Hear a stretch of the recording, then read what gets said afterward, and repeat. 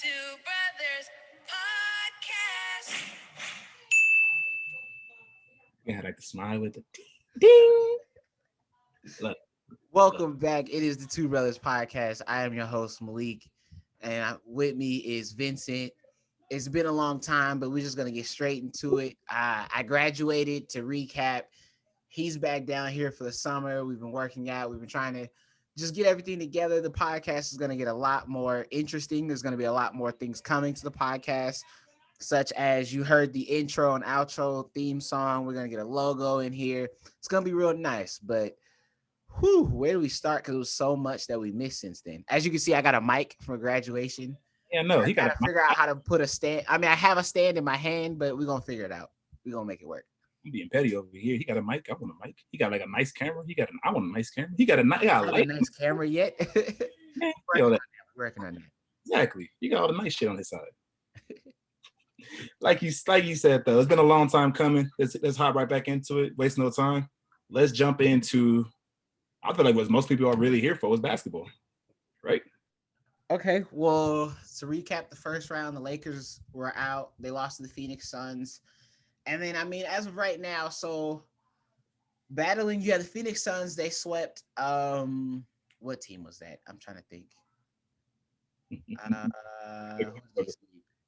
Look at him struggle. It don't matter really. But It's anyway, it's the Nuggets, even though they swept there you go. They swept the Nuggets. Yeah. They swept Jokic and the Nuggets, the reigning league MVP. But the Nuggets also didn't have Jamal Murray, of course, due to his ACL tear. So there's that. Mm-hmm. But then, of course, we have the Clippers and the Utah Jazz. They play Game 6 today, so that'll kind of decide the fate. With the Clippers winning the series right now, 3-2. So we'll see. And then, of course, we have Game 6 going on currently between Philly and Atlanta. And then last night, Milwaukee took it, won by actually that it wasn't a blowout, but Milwaukee was winning the majority of the game, and they kind of made a statement with that last game. It made it really tough for the Nets. Now we understand that the Nets only really have Kevin Durant fully healthy, him and Blake Griffin. But with that being said, like, of course, Kyrie's out for this probably for the rest of the playoffs. James Harden has his hamstring injury. So now it's a toss-up. But with the Milwaukee Bucks, they make the Nets look really beatable and human-like. Because when we first seen this Nets team assemble, they were giving me same kind of vibes that Golden State was giving me when they got Kevin Durant. Because they just, especially when they picked up Blake Griffin, because we didn't know what Blake we were getting. I understand Blake in Detroit wasn't good at all, but I mean, I'm playing in Detroit. So do I have to play my best to just get a bag? Not really. I mean, you're right about that. It's like if they was getting, from my perspective, it looks like they're getting the Blake Griffin of old. No, you're not the Rookie of the Year Blake Griffin, but like the one that made a decent impact on the Clippers team back in the day. But I do see how we're talking about how the Nets do look more vulnerable. Like I want to chop it up to size, because the fact that KD can't really, like, on a defensive standpoint, can't really stop Giannis Antetokounmpo. But that's why they have Blake Griffin on, and even Blake Griffin's having trouble. They're forcing him to shoot the ball and not come into the paint. If that was the main plan from the beginning, they should keep doing that and keep forcing him to shoot it. But in the last game, Game 6, Giannis just kept going to the basket every time, like they couldn't even stop him. So if this same game, if the Milwaukee Bucks are able to repeat from Game 6 onto Game 7, then it's going to be a wrap. The Bucks are going to win that game. And then, like, exactly to your point, if the Bucks win, I think the Bucks are going to the NBA Finals, because I think the winner of this series can beat Atlanta or Philly. I do like Atlanta's young team. And I will take back I've never said it on the podcast, but I will take back my previous thoughts and notions on Trey Young. I thought he was more so hype than actual skill set, but he's proven by being the number one defensive team in all of the NBA in the New York Knicks pretty single-handedly, and he did it really good with all NBA with a first team all NBA player in Julius Randle. He plays up subpar though that series. It was very sub. Yeah, but I'm just saying, like, that defense was really good. Like, the Knicks team was balling this year. I can't, like, no hate or anything. Like, the Knicks was actually my dark horse for the playoffs when it first started, because I was like, they have the defense already. They have solid pieces around them. They have a young, hungry core. Because I still, even though Julius Randle isn't young, he's considered a veteran now. He hasn't really had much like success. So I was thinking, I'm still thinking he's young and he's hungry. He's fighting for it, and you can see it in his play. But I mean, the whole Atlanta team, I think they need maybe a couple more, like one more piece, or just time to really develop. I I get just see them being formidable within like the next 3 to 4 years. I get what you mean. Like that's a team that's here to stay, especially in the East. You know, like if John Collins like develops into like that second star that to match up Trey Young, then they really can have something there. But it's still hard to tell because like we all see it. This is Trey Young and company as of this moment. But exactly, I'm surprised. I didn't think you was gonna be so quick to take back what you said about Trey Young. Oh, I'm that's gonna happen so soon. This is the podcast. I'm taking a lot of stuff back. I'm not sure if I ever said it on this podcast, but I did say that Chris Paul being a unanimous Hall of Famer was mainly off of his likeness, not necessarily what he's accomplished. Now, that is still somewhat true in my personal opinion, but for the people who are heavily into Chris Paul and being a fan of his, you're not going to understand what I'm saying. But as far as accolades, as far as like what he's accomplished as an actual individual, not what he's accomplished as a player, and the fact that he's the president of the Players Association, or the fact that he's one of the most likable players in the NBA, just him as a player alone makes him like a second ballot Hall of Famer, not a unanimous first ballot, because a unanimous first ballot means like you checked all the boxes. To me, at least I understand Hall of Fame's turned into popularity contests now, but to me, you have to check off various boxes. But if he makes it to the NBA Finals, if he wins, then he's kind of solidified. He's like cemented first ballot. Even if they make it, it's kind of more so helping him, because he was always known as the player to not get it done. You said it on here several times. Chris Paul gets you to the playoffs and then disappears. Either he gets hurt, he either gets some crazy ass freak accident, which I don't wish that upon him, never again. He plays like he's a shell of himself, or what happened this year, COVID miraculously kicks into his system. For some reason they said he already got the vaccine, so it's always hey, toss up with him. It's always a toss up. The report was he got the Pfizer vaccine back in February, but now they still haven't decided or officially came out and said if he got the actual virus or if he was just around someone that contracted the virus. Because there's several different misleading articles. The article I read from DraftKings said that he got the virus after he already had the vaccine in February. Now, we understand the vaccine doesn't guarantee 100% immunity, but I would think you would have a somewhat of immunity in only a 4-month span. You know what I'm saying? Because I usually say in about 6 months, you have to get the vaccine again, because after 6 months, it's not really much of an effect on your body. But we'll see. I hope he does come back. I think the Phoenix Suns are my favorite to win it all right now. They're playing crazy. Devin Booker is playing lights out, and so is DeAndre Ayton. He's actually looking like he was a top prospect out of Arizona. His first year was a little shaky, but this year he's looking a lot better. I know you're really into the bigs and everything. Do you want to chime in on that? Yeah, I'm into the bigs, especially, he didn't come from Kentucky, but I did watch him when he was in Arizona, and like he truly was the star. And it was funny to me to talk about it, because during like he was getting drafted and stuff, they had major comparison to him to Marvin Bagley. At this point now, he's clearly, I'm not saying he's the clear number one pick out of that year, because you still had Luka, you still had Trey Young, right? Still performing right now, so it's kind of hard to like really gauge him. But as a big, he checks off all the boxes of what you want in the big. He gets you his boards. He can still score in the post, away from the post. He has a decent like interior defense game, but that's right. I'll probably be the next thing the list that he needs to check off. Like, if he can be a solid rim protector, he could be easily all-star every year. That's the only thing he's missing. Yeah, that makes sense. I mean,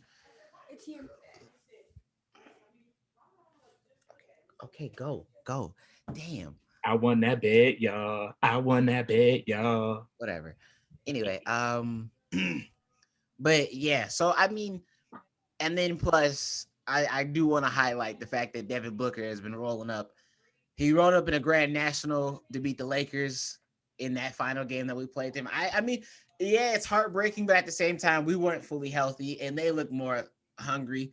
And then he rolled up in a Grand National in Staples Center, beat us. And then he rolled up in Phoenix with a dunk. If you don't know what a dunk is, he had a 71 Chevy Mhm. Impala on 100 spoke rims, but they're like 24-inch 100 spoke rims. Like it's just he's pulling instead of pulling out like nice outfits, he's pulling out cars, and he's If doing them to make statements. So I don't know. So I just like there's something about this Phoenix team that I like. No, I am never a Phoenix fan. I still have a bitter taste of the Phoenix Suns from when they were playing us with Steve Nash, Amari Stoudemire, Sean Marion. Like we're not going to down the list. We're not doing that. But I'm just saying, I oh 04, oh 05 hurts. it's New York.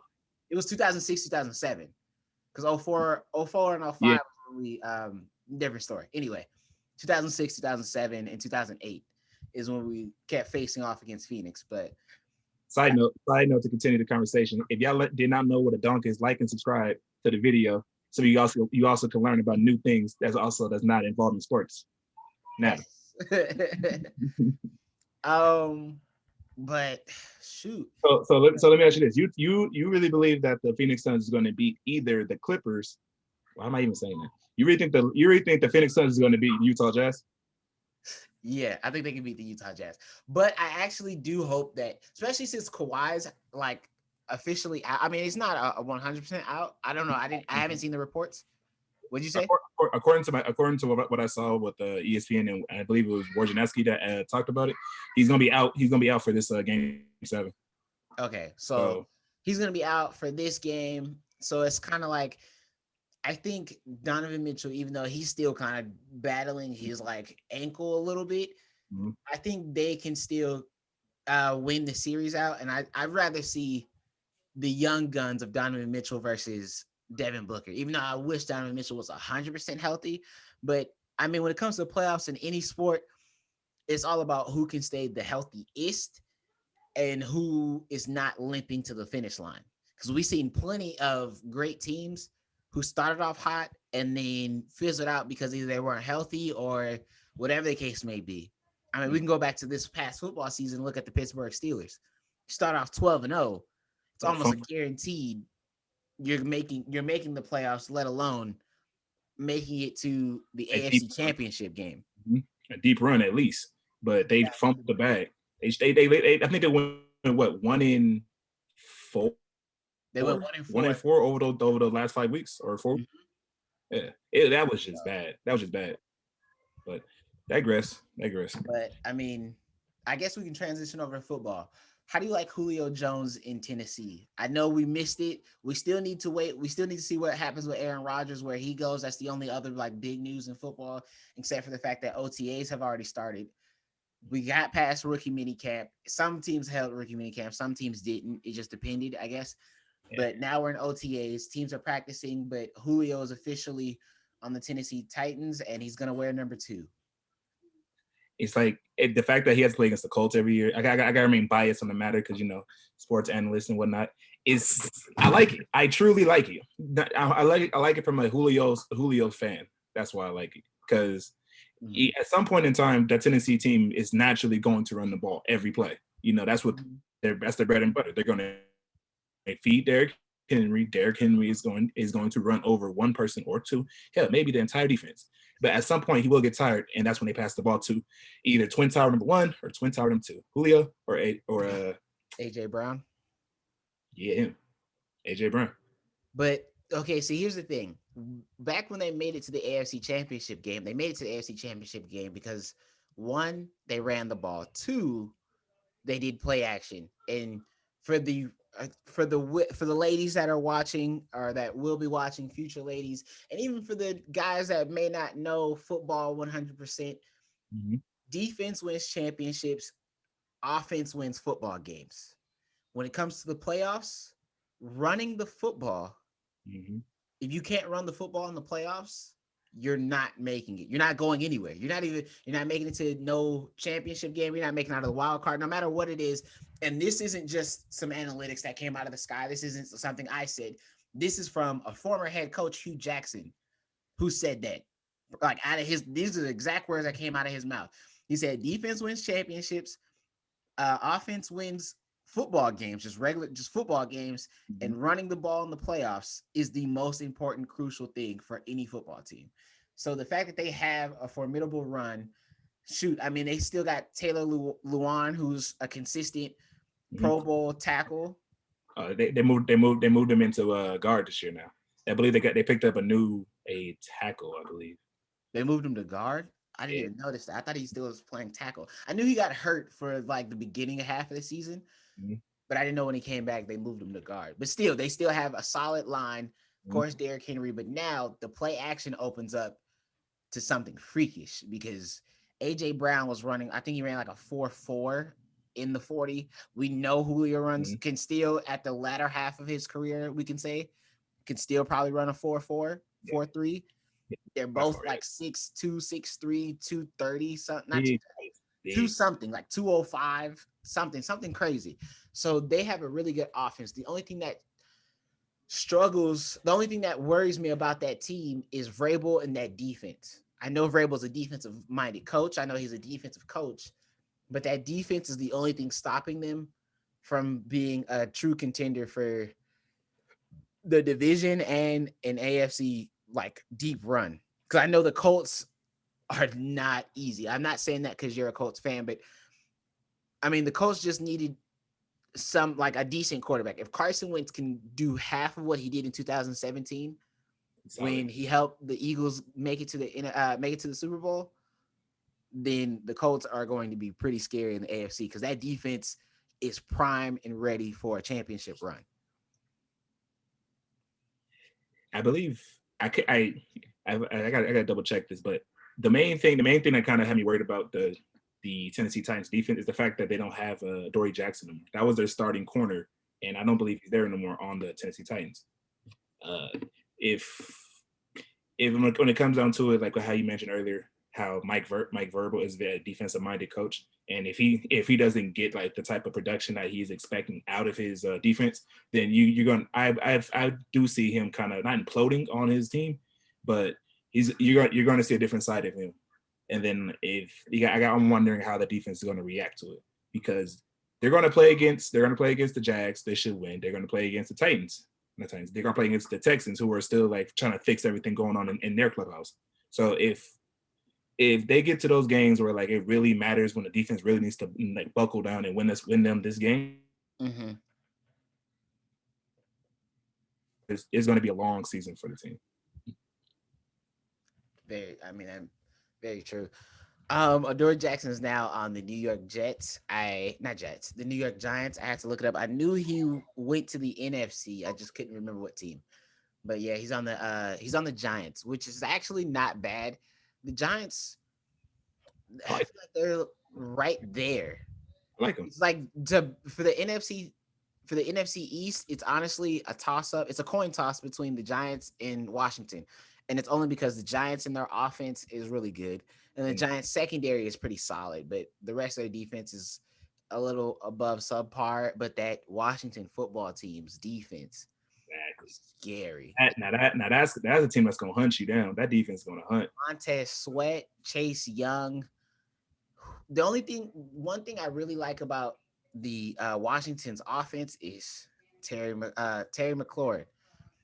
That dude can ball at receiver. Like I knew that from his rookie year. And there's a lot of people who don't really know, but next time you see the Washington football team play, just look at number 17 because that dude is going to be always open. And another thing I'm kind of curious about, I've always wondered like why was Washington like never really that like that main team, like why don't you see them in the playoffs every year? And it's like if I don't know if we're watching the same Washington team or not, but it's like they would get hot, they would get like they become like the main team to talk about, like this is the team to watch out for. But then they just lay an egg, they just shit the bed. Like things just like buckle down. Then like they start losing teams that they shouldn't be losing to. It's like I've always been wondered about that. Like I really hope, like how you mentioned number 17 be that catalyst for the team. So like that doesn't happen, because it's always the offense just seems to stall out sometimes, and that's what really kills it. Mm-hmm. But I mean, I'm curious now. How do you think they're gonna say it again? I said they had Tampa Bay on the ropes. I understand Tampa Bay is Tampa Bay and Tom Brady's Tom Brady, but like they made it a really interesting game in the wild card. Like that was, if it wasn't Tom Brady and it wasn't Tampa Bay, or if Washington just so happened to have a better offense, like a more time managing offense, then I think they could have won and could have upset Tampa Bay. But this upcoming season, I can see. I mean, I haven't really looked at their schedule. We can do that the next podcast. Look at everybody's schedule, see where we're gonna have them preseason ranked. Right now, I can see Washington going 10-7. That's playoffs. Let's get into playoffs, especially now that you got 1 through 7. So now it's 7 spots in. Yeah, that's making the playoffs. Now, is it just going to be the Washington? Is it just going to be that single team from the NFC East, or is it you might see the Giants in that mix? You might see the Dallas. Are you going to see Philly in it? Not a single one of those three. I think it's one team coming out of the NFC East this year. I'm being a realist. I don't think it's the Eagles either. I think it's one team. I think for the Eagles, you know what? I'm gonna save my preseason prediction. We'll do that next time.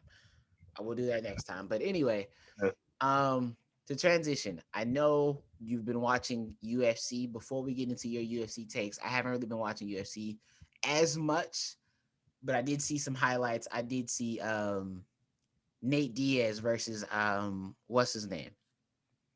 Crap, I don't remember his name. I don't remember his name either. You know why? Why? Because it didn't fucking matter. Nate Diaz knocked his ass out. It didn't even matter. Bro hit him with a 2-piece. Like legit, like you thinking they fighting in the middle of the street, hit him with a 2-piece. Almost stumbled to the ground. Nate Diaz is like really walking up to him like a thug. Like that shit was cold. I could not make this up. If Nate, I'm so glad he is back into fighting again, because the UFC needs somebody like him. I'm not saying he's gonna be the old Nate Diaz, but I just like the fact that like he cannot be beat. I think you want to take that back. He lost. I don't care. That was nice. If you would have saw that nice clip, dude really was shook, because he lost by what decision? Leon Edwards won, and he won by unanimous decision. My point exactly. Nate Diaz is back though. If you watch the fight, I understand. You understand what I mean. Now, like, don't get me wrong. Leon Edwards had like a nice couple of shots to the side of his head. That's why he was bleeding. That's why Nate Diaz was bleeding. I'm pretty sure that's where the judges got their scorecards from. But it was the simple fact that the hands still worked for somebody who's not a traditional boxer. He was a wrestler, and he just out wrestles you. He outpaces you, and he wins. That's how he wins his fight. He doesn't like he has to win by decision, because he never did have that power to knock people out like how Conor McGregor does. He had the stamina and the toughness to match to damn near any fighter in the go against. But I digress. I'm sticking with my pick. That was a nice fight. Do you have any more UFC updates or anything? Shout out to Moreno. Last name is Moreno.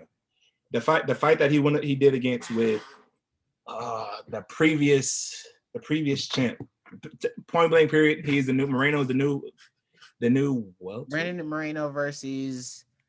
Oh, I'm gonna really butcher this. That's what Davison Figueiredo.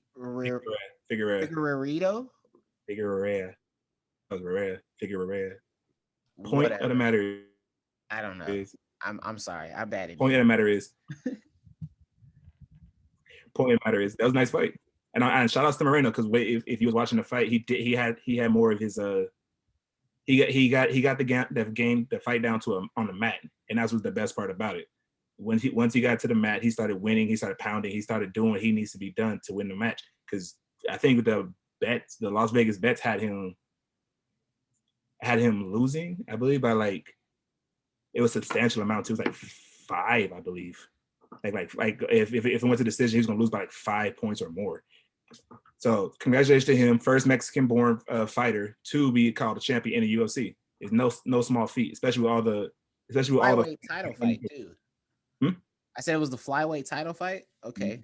Yeah, he won that one. And the dude before him, the champion before him was on a I think 10 or 11 fight winning streak. Oh wow. That's why I was allowed to hear about it. Okay, well, I appreciate that. I know we all seen it.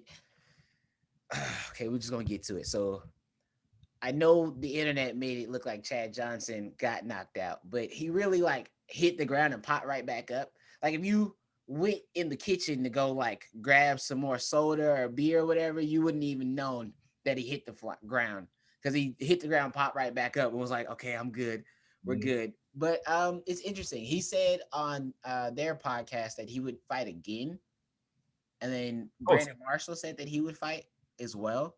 But Brandon Marshall originally a long time ago called out Deontay Wilder. I think Brandon Marshall will have his he would lose the last bit of brains. He's gonna have his booty in the air, and he's gonna need to be exited on a stretcher. I don't think he can make it past one round, but we're not talking about that. I'm just saying. But Floyd and Logan Paul had a fight, and I give it to Logan. I don't like his brother Jake. I'm just gonna be completely honest. I'm not gonna sugarcoat it. I don't like his brother Jake because his brother Jake talks too much, even though Logan was the first one, the older one, to really come out and do the whole YouTube Vine thing.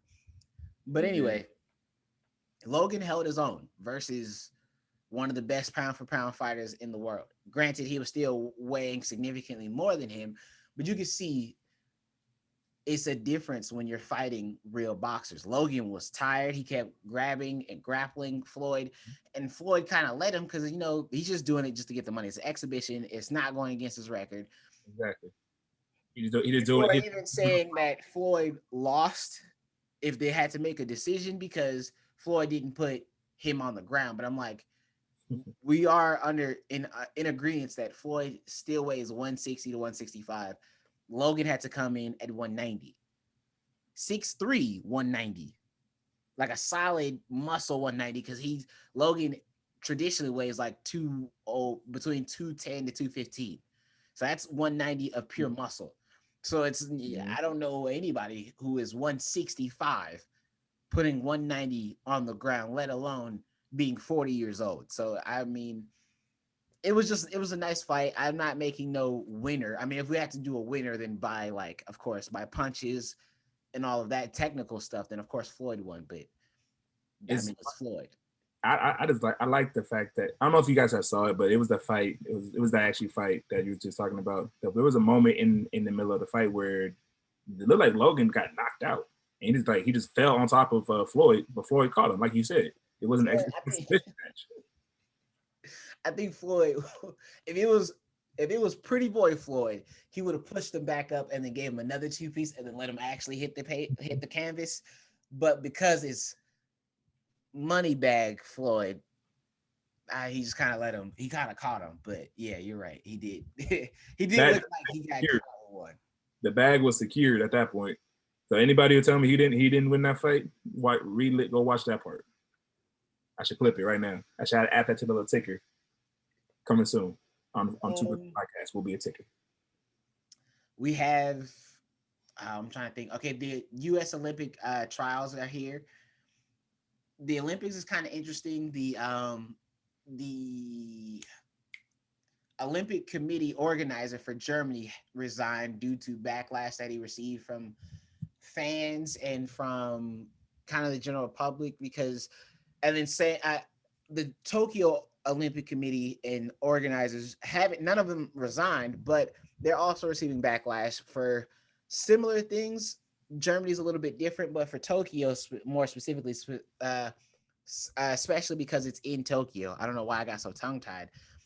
They're receiving backlash mainly because of their lack of care for the local population. Only 2% of the local population in Tokyo have the vaccine, and you have to be on a high tier list, such as a healthcare worker, to even be qualified. And then even the healthcare workers in Tokyo still aren't guaranteed to get the vaccine. So a lot of them have protested, signed documents saying that they want to postpone it to next year. Mhm. and have it be a 2022 Olympics, which would only give them 2 years for the 2024 Olympics in Paris. They said that they're still going to run the Olympics. The U.S. Olympic trials, of course, are happening right now in Eugene, Oregon, at Oregon University, at Hayward Field. The first day was today, and it runs all the way through the 23rd. But I know through the 28th. We'll see though. There's going to be, I think, the Olympic trials are going to be really good for America because there's so much young talent that is just really like good and are hungry for it. Like we have Sha'Carri Richardson, she's new. We have Kyrie King for the for the 1, 2, and potentially for the 4x1. We have the Sha'Carri Richardson for the 100 for the women. Then we still have our legends like Allison Felix, and then of course we have Michael Norman for the 4x4 and the 200. These are just names that are just coming to me that I'm just throwing out there. But we have a lot of people, and of course we still have Justin Gatlin. So I So know this is a lot, but I'm just saying the Olympics are coming around the corner. now, even though these are just names for everybody to listen and look out for, these are still very household and well-known names in the UFC. Wow, the Olympic world. So, in my perspective, I'm asking you the question now, since you're the main expertise on the matter. Yeah, there is no more Usain Bolt. Does the United States, do America has a chance to finally dethrone Jamaica for being the best track team? Yes. This year, yes. Because the US Olympic trials, whoever makes it onto the actual team, it's gonna be the best of the best. We have some of the best runners in this on the sprint side. Of course, Long distance. America only goes head to head against Jamaica in sprinting events, such as the 100, the 200, the 400, and the 4x1 and 4x4. We're talking just sprints, not hurdles. I'm just talking like just straight out sprints. Those are the sprinting events because mid distance starts at the 800. Mhm. And as far as the sprint side goes, yeah, I think it's America's time. Now Jamaica still has crazy athletes. They will always have crazy athletes. And as long as Shelly Ann Fraser Price is running for the women, she's almost guaranteed to win in the 100. Now she does have competition from America, Mhm. but she is like she's one of the GOATs and one of the by far reigning champions for the women's 100-meter dash for years. She's been winning it. I think her first Olympic title was like in the early 2000s. Like she's been doing it, but we do have a shot this year for sure. That's I'm pretty sure that's what most of the fans want to hear about, is that do America really have a chance? Because like I do remember the time, I believe it was last Olympics, where both America and Jamaica both beat the record, but Jamaica still finished first. Mm-hmm. Yeah. That was still a nice one. That got me interested in track after that moment, because I've always did it to stay in shape.